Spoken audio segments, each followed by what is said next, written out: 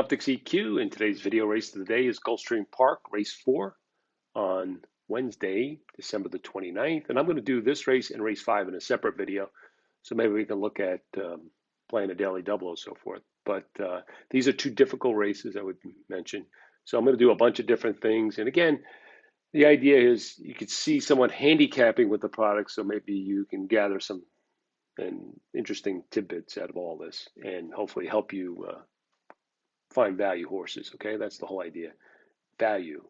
So the plot fit is red, and everyone knows what that means. It means plot is not all that reliable, but still we can use it.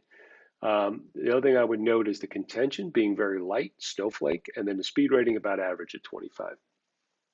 And the thing that's so visible on this plot is that the number 6 looks to be a standout in terms of early pace.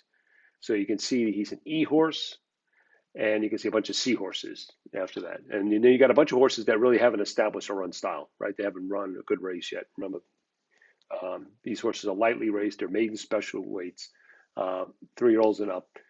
And the other thing you're going to have to note, and that's going to be the big thing on the 6, is the distance. No one's been this 11 furlongs yet, not even close to it. I think there's one horse that ran 10 furlongs, but that is going to be the big qualifier here. So even though the 6 looks great, in terms of the early pace advantage, 11 furlongs is a question mark. And the other thing, just on the morning line, let me see, I'm hovering over North Carolina now, 1.8 or 9 to 5. And you could see the line last time said shorter. So right away, that horse might be a little bit vulnerable, even though it looks like he's got an early pace advantage. Could he last? And again, you got to pay attention to the way the track's playing, maybe early in the day. Maybe there's another grass race you can kind of gather some stuff off, or the week, and see how things were going early or late last week. Those are the things you got to keep in mind when you start considering, is this is kind of track that a lone pace horse can carry a field and so forth. But let's dig into the grid, because I think what I want to do is some of the eliminations. I'm going to eliminate the 1, 5, 7, and 8 from this race from me. For my double betting. So I'm going to show you how initially. So the number 1, this is a horse just comes in from Hawthorne and Arlington, Chicago.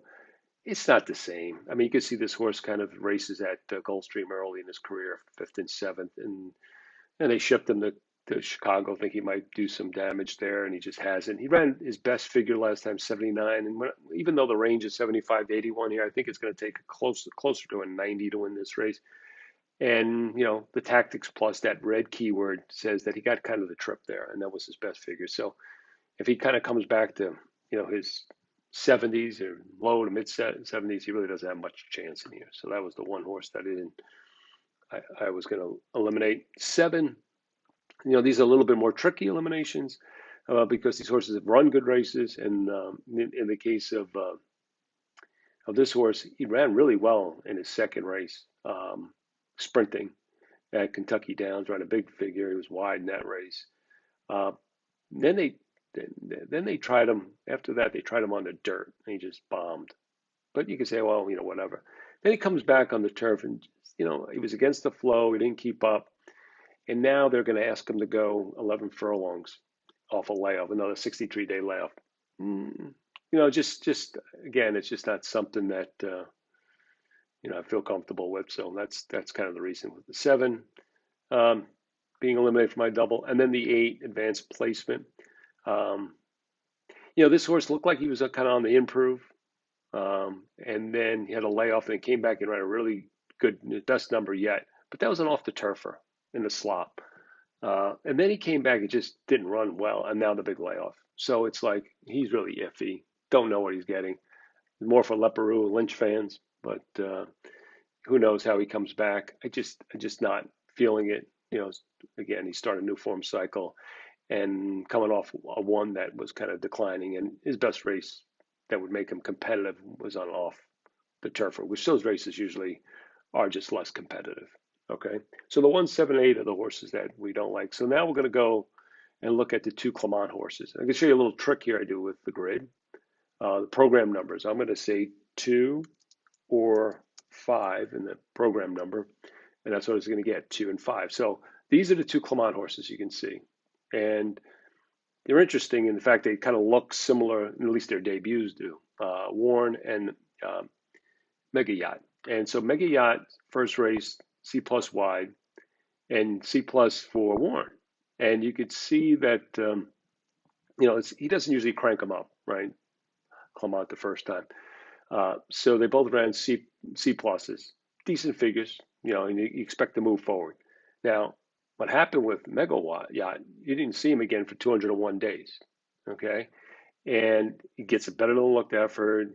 So this is good. He moved up, better than looked effort was 10 furlongs, and you're kind of looking for this horse to kind of take the next step up, and looks like really going to be tough in here, right? But 103-day layoff again, concerning, right? And notice, I mean, this is subtle, one of those subtle jockey things, and who knows? But yeah, Davis, who rode that horse last time, is now on the 2 Warren. And Warren's coming off a 304-day layoff. Now, what I liked more about Warren, and I'm not going to go into Mega Yachts, but let's just double click Warren's race. And when you double click the race of the horse, his last race, what it does, it pulls up that plot. So if you want to see, and you can see this race, must have had a lot of first time starters. You can see all these horses that didn't plot. So there's nothing to read in the plot. So I'm going to go over the grid and see if there's anything there. And what I'm going to do is I want to look at all the horses that came back since this race. And that was a while back, right? Because this race happened on February 28th. So I'm going to say greater than 2021 0228. And so these are all the horses that run back. And you can see there's some ones in here and some 3-2s. There's a lot of good competitive racing from the horses that have come back. And I want to look at a couple in particular. I'm first going to look at the 4 Ginsburg burned.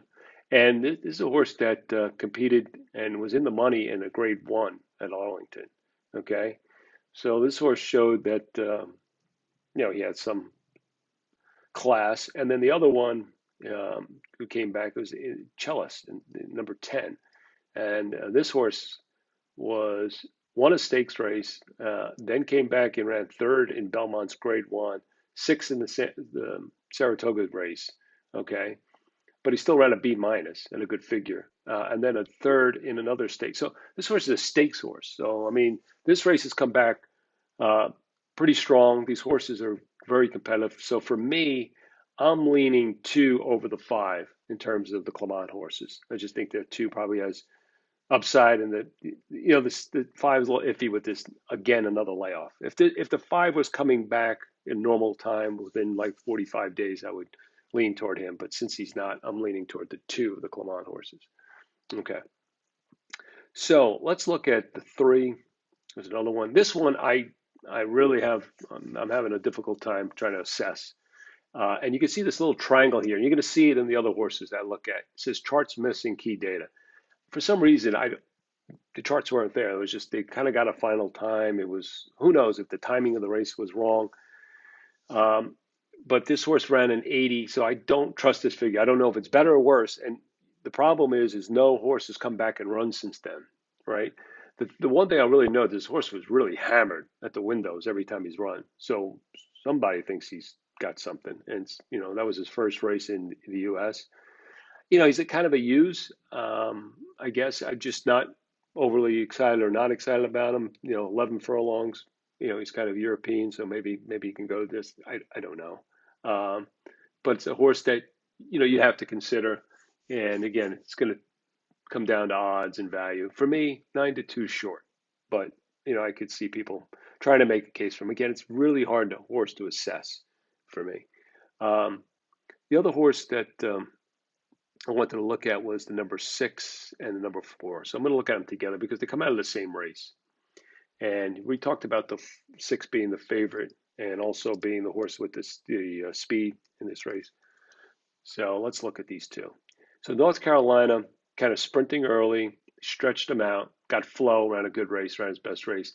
And then he got this race where, he was lone and we have a shorter comment here. So meaning like probably needs shorter. He's going to be 11 furlongs today. So that's the one concern we have, especially with his price. The second thing you're going to look at, and you can see how low the figure is. And you can see Please the Pharaoh also came out of race around 66. And you see a triangle next to that horse. And again, the charts were missing that day. I don't trust that number. I think it's higher, much higher. And the only example we have of results coming back is one horse who ran a 55 that same day or something in that order, and has come back around 85. Now, do I think that you can just apply 30 points to these horses? No, but the figure is definitely deflated because you just compare the horses' other races. I mean, the horse ran a second in 81, comes back and runs another second in the same level. It's a 70. No, okay, and there's nothing we could do about this from a figure making when missing data. So and not trustworthy data. So we kind of do our best, but at least with optics, we put a little flag there so you know that that number may not be reliable or not. Please the Pharaoh is the horse that kind of interests me because he was in that same race. And in that race, kind of North Carolina stretched the field, but no one was really closing. The winner kind of was behind North Carolina, a little bit of a distance, and ran North Carolina down. But no one was coming from the back except for Please the Pharaoh. And so I think if you can go back in his races, right? So he kind of ran yielding first race as a 2-year-old at 76. So if you just project that, he's kind of like he should be in the high 80s, low 90s, as just based on that. Then he was against the flow in his next race. Again, this is early on in 2021, so he's almost like just turning 3. And then he had a trouble trip, and he still ran the 92 at Gulfstream, okay, which is a big figure, which would crush this field. Then he kind of went off the rails a little bit, didn't run as well, and you could see he was laid off after that, right? So something might have happened in this race on the March the 13th. But he's come back since. So he's had this race against the flow, 77, off the 225-day layoff. Now, the race that I've talked about, which if we project higher, let's say that race was even 15 points, so he's in the 80s, maybe. I think he's ready for another move forward. We know he can run this 92, right? He's got it in his back pocket there, so we know he's good enough. They take the blinkers off, and I think the distance, you can see he's been going long, so I think the distance is not going to hurt him, but only help him. So for me, the 4 is the key horse for me in this race, and so that's kind of the way I see this race. So for me, 4 is the key horse. And then 2, I think, is the better of the Clement, who's got a chance. So key 4 and 2. And I'm kind of let you think about what you want to do with the 3 and the 6 and how you want to include the 3 and the 6. But for me, that's race 4 at Gulfstream on Wednesday, December 29th. Again, I'm going to come back with race 5, so look for the video. Again, subscribe to this YouTube channel if you want to get access to these videos quickly. And then also check us out at OptixEQ.com. I'm John Doyle. Thanks for listening.